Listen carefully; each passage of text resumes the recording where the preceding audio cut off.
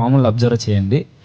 తల బండకేసి కొట్టుకుని దాని నుండి పొర తీసి ఆ బండను అలా రుద్దుకుంటూ ఎంత బాధ కలిగినా అది అలా దాన్ని రుద్ది రుద్ది రుద్ది దానికున్న పొరంతా పైదంతా వదిలేస్తుంటుంది. సేమ్ క్రైస్తవులు కూడా ఇలానే ఉన్నారు. ఎందుకు ఈ మాట చెప్తున్నాను, ఎగ్జాంపుల్ చెప్తున్నానంటే, ఈ పైనున్న ఈ పొరను వదులుతుంది.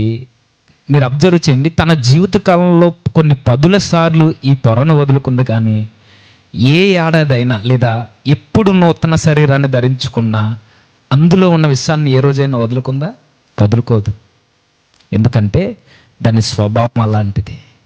పైనున్న పొరనైతే వదులుకుంటుంది, కానీ దాని కోరల్లో ఉన్న విషయాన్ని ఎలా అయితే వదులుకోదో, సేమ్ క్రైస్తవులు కూడా అలానే ఉన్నారు. ఈరోజు పై రూపాన్ని లేదా ఈ బాహ్య రూపాన్ని నూతన పరుచుకోవడానికి చూస్తున్నారు తప్ప, నిజముగా రక్షింపబడిన వారైతే, రియల్ క్రిస్టియన్ అయితే, నిజమైన ఆత్మీయుడైతే పై రూపం కొరకు లేదా ఈ బాహ్య రూప ప్రదర్శనలో కొత్త మార్పును కోరుకోడు, కానీ ఆంతర్య పురుషుని దగ్గర నూతనత్వాన్ని కోరుకుంటాడు.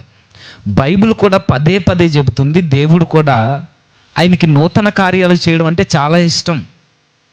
మనకు తెలుసు కొన్ని విషయాలు. దేవుడు వాగ్దానం చేసిన వాటిలో బలమైన వాగ్దానాలు నూతనత్వం కొరకు. ఏంటవి? మీ పాత హృదయాన్ని, ఈ చెడ్డ హృదయాన్ని, రాతి హృదయాన్ని తీసివేసి నూతన హృదయాన్ని ఇస్తానన్నాడు ఆయన. ఎక్కడ? యెహెజ్కేలు గ్రంథంలో. అదే యెహెజ్కేలు గ్రంథంలో 11వ అధ్యాయంలో కొంటాడు, మీ మాంసపు గుండెను క్షమించండి, మీ రాతి గుండెను తీసేసి మీకు మాంసపు గుండెని ఇస్తాను, మీకు నూతన జీవితాన్ని మరలా అనుగ్రహిస్తాను అంటాడు ఆయన. అంటే మనకు కనబడుతుంది నూతన హృదయము, నూతన జీవితము, నూతనత్వము.